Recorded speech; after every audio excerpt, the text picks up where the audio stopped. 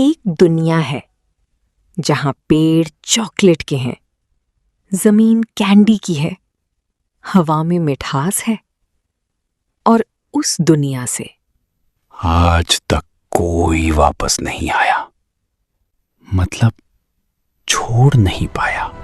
कल आर्यन ने time world में सीखा था, हर पल की कीमत होती है। आज का लेसन भी कीमती है, बहुत ज्यादा कीमती। आर्यन की टेबल पर रखा मैजिक बैग अचानक चमकता है। सुनहरी रोशनी, फिर एक खुशबू। आर्यन, ये चॉकलेट की खुशबू है? ब्राउनी धीरे से बोली। उसकी आंखें थोड़ी चिंतित हैं। आर्यन, आज का सफर जाने से पहले एक वादा करो मुझसे।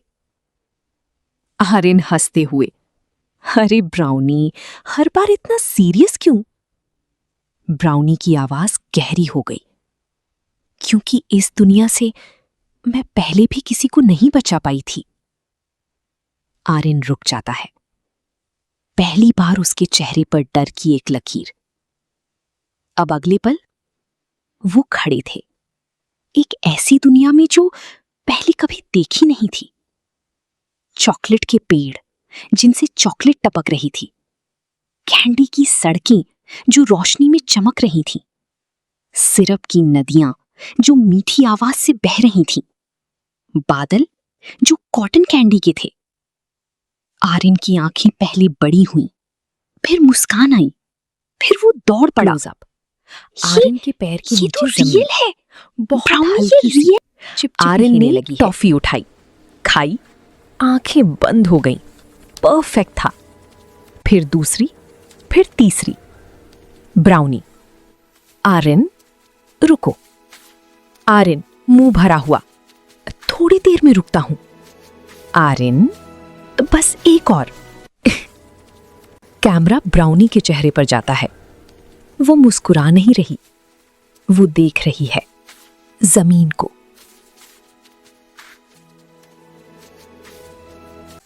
तुम बताओ, अगर तुम कैंडी वर्ल्ड में होते तो पहले क्या खाते? और हाँ, अगर ब्राउनी ने रोका तो?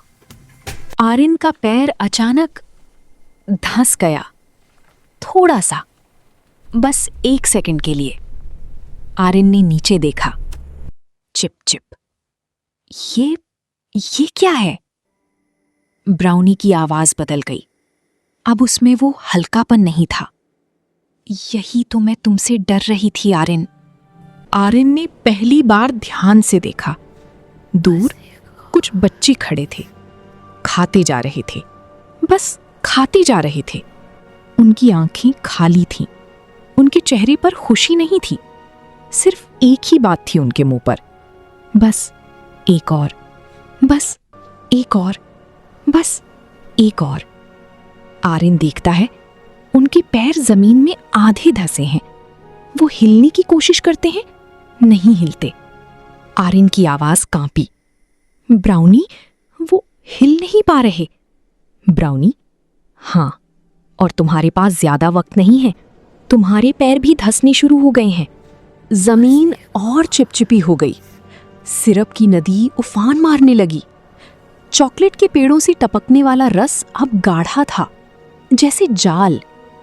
और जो बच्चे ज्यादा खा रहे थे, वो और तेजी से धंस रहे थे।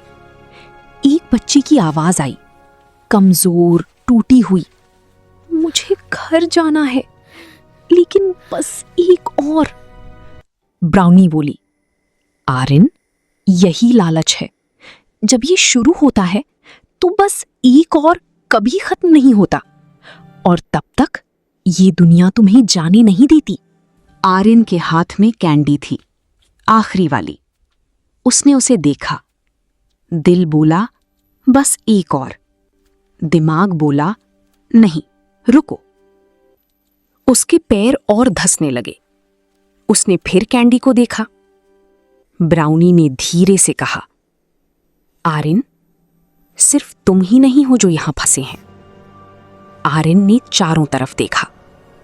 वो बच्चे जो घर नहीं जा पा रहे थे, वो आंखें जो खाली थीं, वो आवाजें जो कमजोर थीं।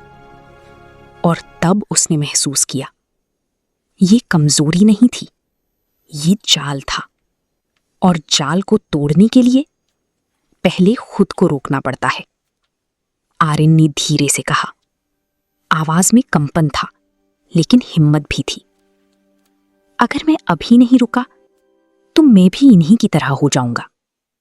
उसने कैंडी को हाथ में पकड़ा, एक पल के लिए आंखें बंद की, फिर धीरे से रख दी। आर्यन ने गहरी सांस ली, फिर वो मुड़ा और उसने जोर से आवाज लगाई, सब लोग सुनो।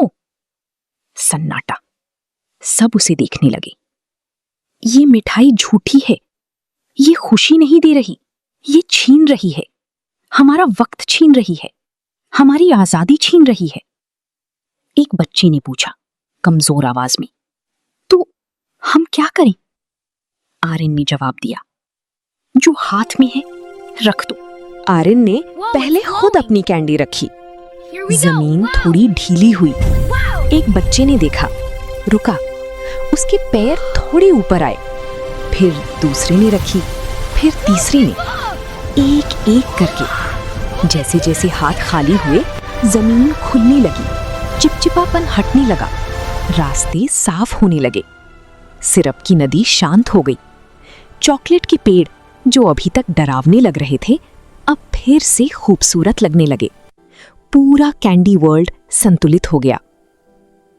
प्लीज हमें छोड़ दो।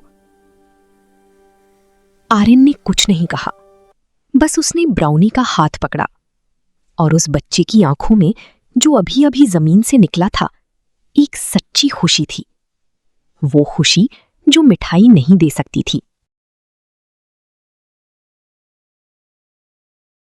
आर्यन ने ब्राउनी की तरफ देखा। तो अब मैं कभी मिठाई नहीं खाऊंगा? ब्राउनी, नहीं, मिठाई खाना बुरा नहीं है, जरूरत से ज्यादा खाना बुरा है। आर्यन ने सोचा, फिर आंख मारते हुए बोला, तो थोड़ी सी तो खा सकता हूं ना? ब्राउनी ने माथे पर हाथ रखा। आर्यन पहले से पॉकेट में रखी एक छोटी टॉफी निकाल लेता है। मैंने एक बचा कर रखी थी, बस एक। देखा, संयम सीख लिया ना?